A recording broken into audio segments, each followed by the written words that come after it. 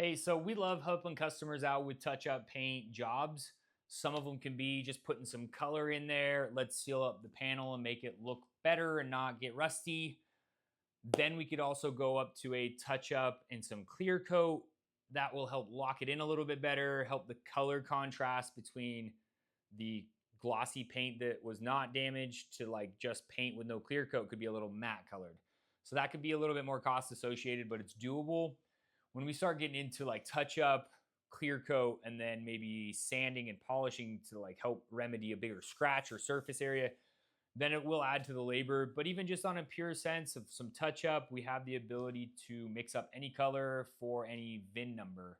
So that gives us a little edge to be able to take care of any customer's cars. But that's kind of what our touch up's about if you'd like to offer it to your car while booking online.